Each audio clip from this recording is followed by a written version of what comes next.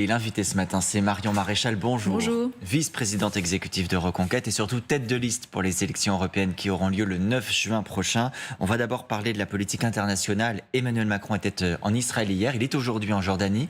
Il doit rencontrer le roi Abdallah dans la matinée, ce que Joe Biden n'avait pas pu faire. Est-ce que vous considérez que c'est une réussite, ce déplacement du chef de l'État ?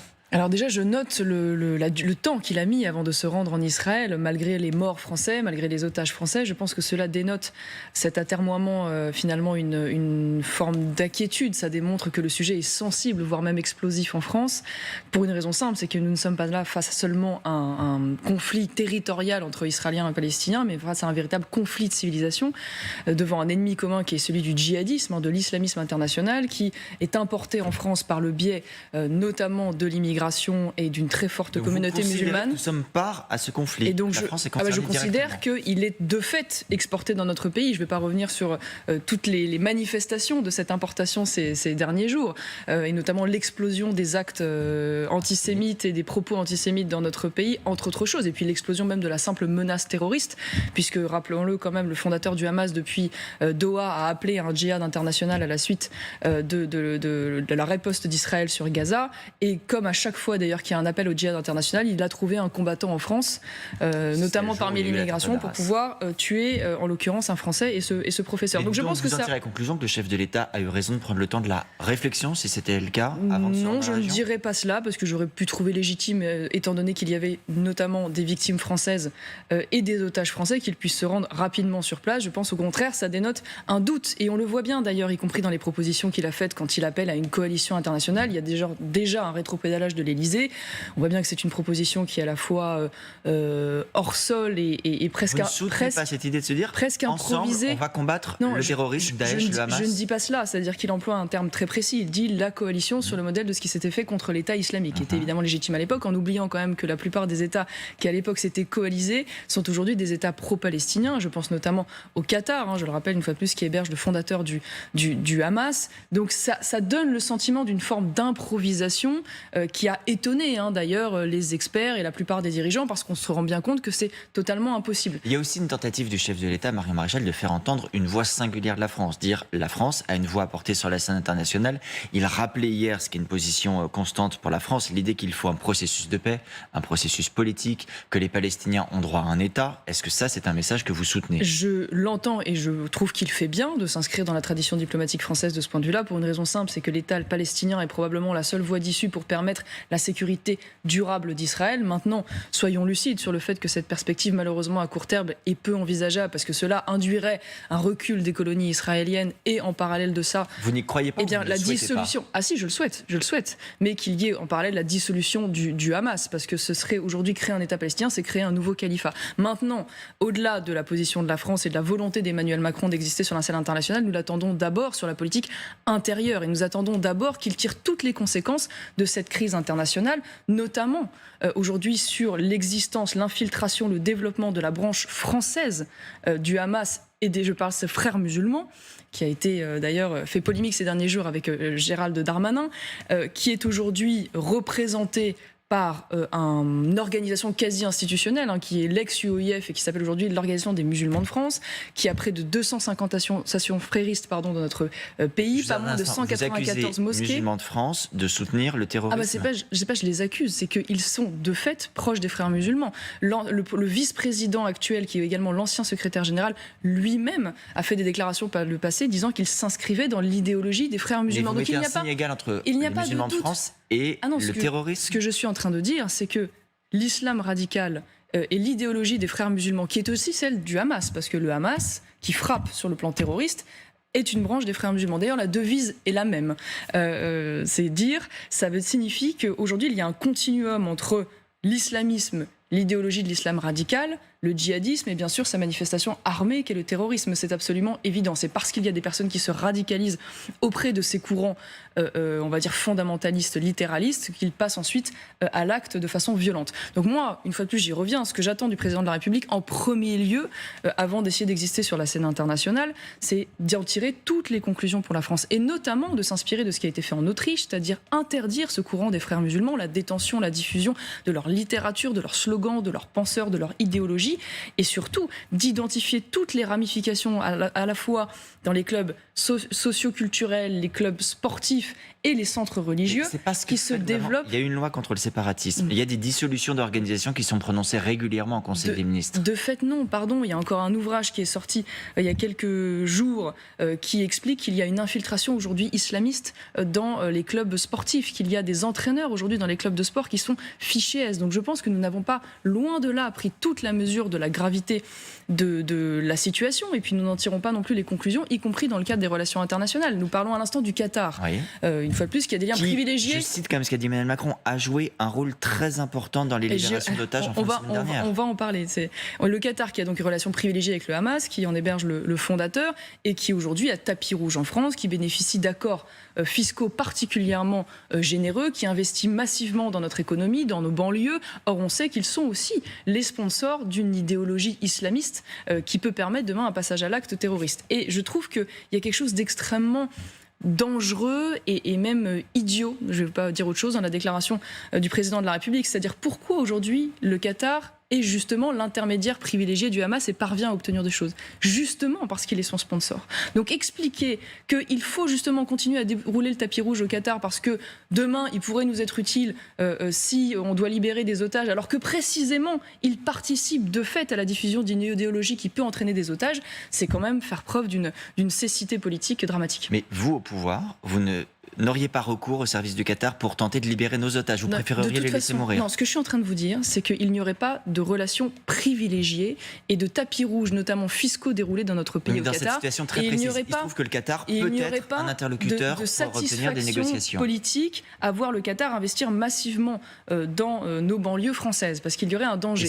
Maintenant, quand on est évidemment en train de chercher à libérer des otages, toute forme de diplomatie est la bienvenue, pas seulement avec le Qatar, y compris avec d'autres. Y compris celle du Qatar. Mais on n'est pas pour autant obligé de se dire entretenons et continuons d'avoir des relations privilégiées avec le Qatar pour pouvoir espérer un jour en faire des interlocuteurs privilégiés dans le cadre des otages. Est-ce que ce n'est pas aussi une forme de réel-politique, du réalisme? Le Qatar est une puissance, il faut savoir traiter avec elle, peut-être effectivement mettre des limites à cela, mais le Qatar est un interlocuteur régional important. Il ne s'agit pas de s'interdire, de toute façon, de manière générale, quand on fait de la réel-politique, en effet, il faut s'interdire par principe de ne pas discuter ou de discuter avec tel pays. Il faut au contraire pouvoir ouvrir toutes les voies diplomatiques. Maintenant, ce que je suis en train de vous dire, c'est de ne pas inverser le raisonnement. Une fois de plus, j'y reviens, le Qatar est un intermédiaire privilégié parce qu'il est un sponsor du Hamas. Donc tirons-en les conclusions et que Emmanuel Macron en tire les conclusions en France.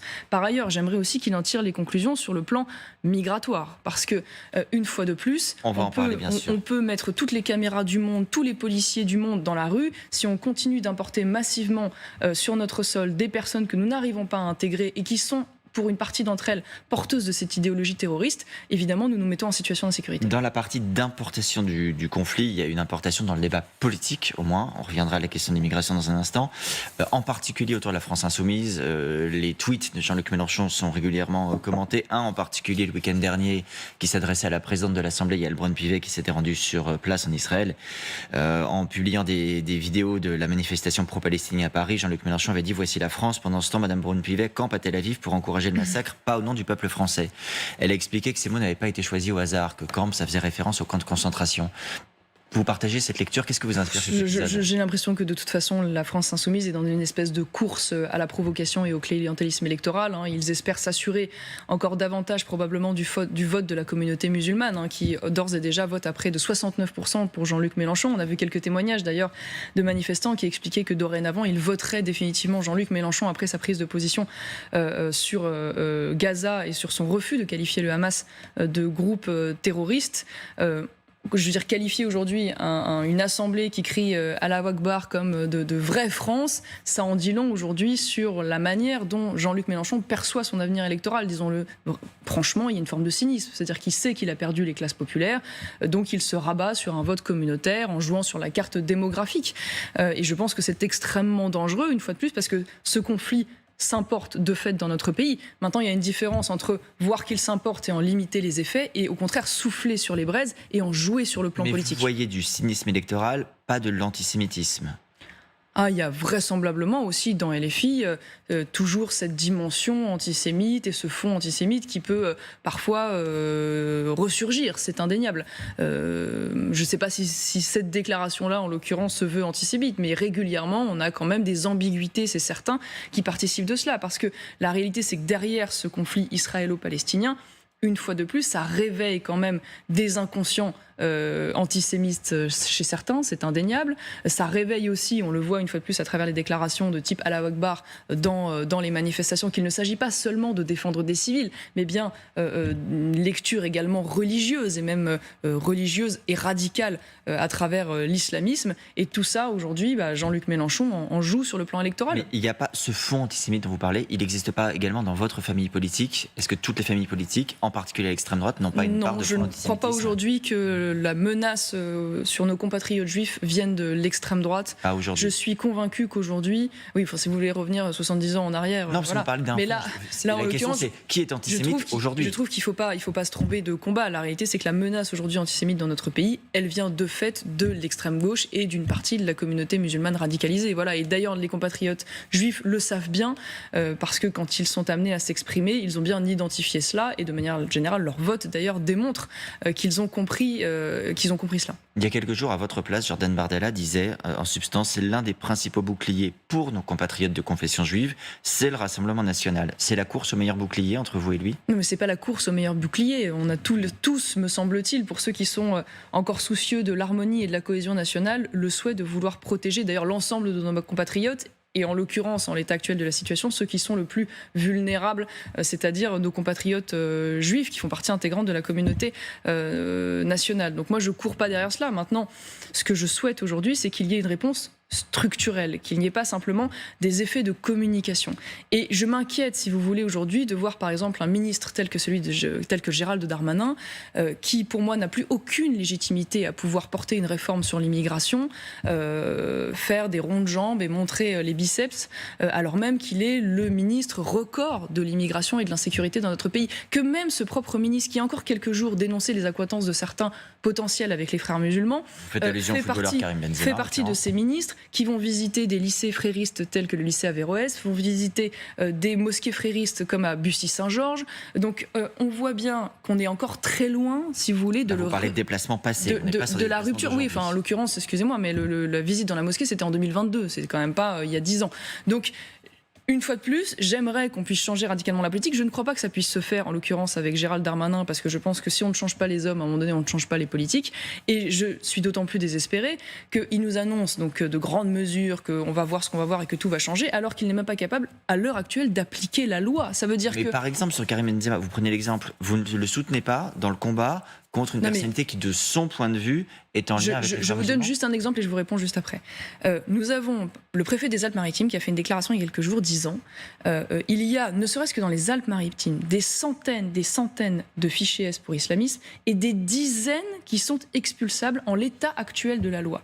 Alors moi, ce que je demande, c'est qu'avant qu'on fasse une loi, qui peut être utile par ailleurs, comme d'ailleurs une réforme de la Constitution, comme d'ailleurs potentiellement une sortie de la Cour européenne des droits de l'homme, eh bien, avant cela, commençons. Que le gouvernement ou les Républicains évoquent aussi à leur manière. Commençons déjà par appliquer la loi telle qu'elle existe. Tant qu'on ne nous aura pas démontré qu'on est capable déjà d'expulser tous les fichiers S pour radicalisation qui sont à minima étrangers, voire de déchoir de leur nationalité ceux qui sont binationaux. Et à commencer d'ailleurs par ceux qui sont clandestins, parce qu'on a même des chiffres aujourd'hui sur des fichiers S clandestins dans notre pays qui sont suivis. Qui sont clandestins, Maria Maréchal, parce que fichiers S, ça ne veut pas dire qu'on est forcément coupable, ça veut dire qu'on est surveillé. Quand on est étranger dans notre pays, ça veut dire qu'on bénéficie potentiellement de titres de séjour. Ces titres de séjour, ils peuvent aussi être retirés. Les fichiers S ne sont pas que des étrangers, il y a des fichiers S français. Bien sûr, c'est pour ça que je vous parle de cela en l'occurrence en premier lieu, mais lorsque vous êtes étranger et que vous êtes accueilli sur un territoire national, vous n'avez pas un droit inaliénable à vous y maintenir. C'est-à-dire qu'à un moment donné, le gouvernement devrait être en droit quand même de pouvoir expulser les personnes quand cela se justifie. Alors pour l'instant, cette volonté politique, je ne la vois pas. Je vais vous dire une chose. Vous n'avez pas entendu le gouvernement dire qu'il voulait exécuter les obligations de quitter le territoire français dans la limite de l'acceptation des pays en face à reprendre leurs ressortissants. J'attends la réalisation. Je vous donne un exemple que j'ai trouvé particulièrement parlant sur l'état d'esprit de Gérald Darmanin et de ce gouvernement. Il a déchu de sa nationalité un Tchétchène il y a quelques jours parce que comme on venait d'avoir un attentat par un Tchétchène, il a voulu montrer qu'il agissait. Bon, c'est bien, à ce rythme-là, je pense que dans 2000 ans, on aura sorti tous les islamistes de ce pays. Mais ce qui est très révélateur à travers cet acte de communication, que sur le fond je soutiens, c'est qu'on découvre à cette occasion que cet homme, donc qui était binational, a commis à plusieurs reprises, a été condamné pour plusieurs actes en lien avec des activités terroristes. Ça veut dire qu'aujourd'hui, il faut attendre qu'il y ait un professeur qui soit tué dans notre pays pour que ce type de cas soit traité et puis ensuite soit montré de façon médiatique pour faire mousser le gouvernement. Pourquoi ? Par exemple, cette décision n'a-t-elle pas été prise en amont ? Faudra-t-il encore attendre qu'il y ait un autre meurtre et un autre attentat pour qu'on ait encore une déchéance par-ci, 2 expulsions par-là qui soient médiatisées ? Je veux dire, tant que je n'aurai pas ça, tant que je ne verrai pas dans les actes cette rupture, je ne ferai pas confiance à ce gouvernement. Vous déplorez aussi, Marion Maréchal, le fait qu'il y ait un projet de régularisation de certaines personnes en situation irrégulière. Ça concerne, en l'occurrence, dans le futur projet de loi, les personnes qui ont vocation à travailler dans des métiers en tension. C'est le fameux article 3. Nos confrères du Parisien ont cru savoir que la Première ministre était prête à retirer cet article. C'est aussi ce que Bruno Retailleau, le président des sénateurs LR, a compris à l'issue d'un dîner avec elle. À l'instant, Éric Ciotti estime, le président du parti, que jamais Elisabeth Borne n'a fait une telle proposition et que donc les Républicains ne voteront pas le texte. Sur ce point précis, s'il était retiré du texte, est-ce que ça rendrait le texte acceptable ? Alors, vous n'avez pas de parlementaire, mais vous le regardez. Déjà, je tiens à dire qu'ils n'ont pas attendu, puisqu'il y a quelques jours de cela, Gérald Darmanin a pris la décision, et l'ensemble du gouvernement, de régulariser 200 clandestins travailleurs sans papier. Donc cette politique, une circulaire qui permet... Exactement, cette politique, elle existe déjà, et c'est déjà la politique du gouvernement. Ils veulent simplement l'accélérer, l'institutionnaliser, si je peux dire. Je vois qu'il y a un petit... Ils veulent surtout permettre, aux salariés de faire les demandes. Aujourd'hui, il faut que ce soit les patrons qui le fassent. Ça peut créer des situations où des patrons profitent d'un Je ne suis pas du tout dans cette logique. Je considère qu'à l'inverse, il faut remettre en place le délit de séjour clandestin. Voilà, et qu'il faut augmenter le nombre de centres de rétention. Je pense que continuer à s'inscrire dans cette logique, qui est la même depuis 40 ans. Il y a des métiers en tension, donc faisons venir de l'immigration. Les métiers sont toujours en tension, donc continuons de faire venir de l'immigration. C'est le meilleur moyen de créer des appels d'air, au contraire, à l'immigration clandestine, parce que qu'est-ce qui va se passer ? Demain, donc, on régularise en masse ces travailleurs sans papier. Le signal va être encore davantage envoyé dans les pays d'origine de dire venez, parce qu'une fois que vous serez en France, vous ne serez pas expulsé. Vous aurez même une chance d'être régularisé. Vos enfants seront scolarisés gratuitement. Vous pourrez même obtenir à terme la nationalité et ainsi vous installer. Et donc, évidemment, c'est extrêmement dangereux, si vous voulez, et ça crée les situations telles que nous connaissons aujourd'hui à Lampedusa, où la porte d'entrée italienne permet à ce pays de transit, finalement, d'arriver vers la France. Et donc, je trouve que continuer de s'enfermer dans cette solution de l'immigration, avec toutes les conséquences sociales, sécuritaires, religieuses qu'elle a sur la société française, c'est criminel à l'égard des Français. Mais Marion Maréchal, depuis le début de cet entretien, on parle d'islamisme, on parle d'immigration. L'actualité, pour le coup, est totalement en phase avec les thématiques que vous voulez développer pour la campagne européenne. Pourtant, quand on regarde le dernier sondage qui a été publié, le Rassemblement national de Jordan Bardella est à 28%. Vous êtes à 6%. On peut dire que c'est des sondages, mais on ne parle pas là de 1, 2, 3 points. On parle d'un score, un écart entre vous de plus de 22 points. Comment vous expliquez un tel écart avec des messages qui sont pourtant proches ? Non, mais pardonnez-moi, mais déjà, nous ne sommes pas du tout dans la même situation. C'est-à-dire que le Rassemblement national, c'est un parti qui est installé depuis très longtemps, avec une marque qui est connue, reconnue. Reconquête, c'est un jeune mouvement qui a simplement 2 ans d'existence et qui, après 2 ans, se positionne d'ailleurs déjà comme la 4e force politique du pays. Moi, je suis très contente, alors même que cette campagne n'a même pas commencé, de voir à travers les sondages que nous avons l'opportunité d'avoir à minima 6 députés européens. Ensuite, je ne laisserai pas dire... Pardon, c'est moins qu'Éric Zemmour à la présidentielle qui était à 7%. Je ne laisserai pas dire, mais la campagne n'a même pas commencé. Laissez-nous, il y a 8 mois, vous savez, la fois dernière, certains, comme les Républicains, étaient à 15, ont fini à 8, et d'autres étaient à 7, comme les Verts, et avec M. Jadot, et ont fini à 13%. Donc rien n'est jamais écrit, vous savez, en politique. Et je suis d'autant plus optimistes et enthousiastes sur l'idée que nous puissions créer la surprise dans cette élection, que nous sommes les seuls aujourd'hui à porter une ligne qui est propre. Ça veut dire qu'il y a aujourd'hui des Français qui considèrent qu'il faut bien sûr défendre l'identité et lutter contre l'immigration, qui considèrent qu'il faut valoriser le travail face à l'assistanat et réduire les dépenses publiques pour nous désendetter, qu'il faut lutter contre la propagande woke dans les établissements et dans les universités, qui veulent aussi défendre cette idée d'union des droites. Eh bien, je suis leur candidate, voilà. Et de ce point de vue, je suis la seule, avec Éric Zemmour et Reconquête, à pouvoir proposer cette offre politique. Et on peut aussi penser tout ça et considérer que Jordan Bardella est un vote plus efficace. Il y a aussi un principe de réalité. Il aura encore davantage de députés. Il ne faut pas se tromper d'élection. C'est-à-dire que c'est une élection à un tour à la proportionnelle. Ça n'est pas une élection à 2 tours où il faut voter utile pour éliminer des candidats et s'assurer un deuxième tour qui nous plaît. C'est de ce point de vue un vote de conviction, c'est-à-dire que les votes sont complémentaires. Donc moi, je ne peux inviter les Français qu'à voter pour leur conviction dans cette élection, parce que s'ils votent pour leur conviction, ils auront des élus. Voilà. Donc, et par ailleurs, aujourd'hui, le rôle que peut jouer Reconquête au Parlement européen n'est pas tout à fait celui du Rassemblement national. Nous ne sommes pas amenés à être forcément dans le même groupe. Et je tiens à dire que si Jordan Bardella est au Parlement européen, et c'est tout le bien que je lui souhaite, et que j'y suis aussi, ça ne fera que renforcer la possibilité demain, au contraire, de pouvoir transformer la nouvelle majorité du Parlement européen vers une majorité de droite. Un mot pour terminer, vous avez été député. Quand vous regardez ce que font les députés du Rassemblement national aujourd'hui, il n'y a pas de député Reconquête, vous avez des choses à redire ? Vous feriez la même chose ? Oui, non, mais j'aurais des choses à redire, mais il y a des convergences et il y a des divergences. Moi, ce qui m'intéresse plutôt aujourd'hui, c'est le jeu de dupes des Républicains avec le gouvernement, notamment sur la fameuse loi immigration. Quand je vois que les LR sont prêts à voter ce projet de loi, ce sont peu votre cible. En effet, les métiers en tension sont sortis pour passer en circulaire. Je trouve ça d'un cynisme politique quand même assez remarquable. Merci beaucoup Maria Maréchal d'avoir été l'invitée de LCI ce matin.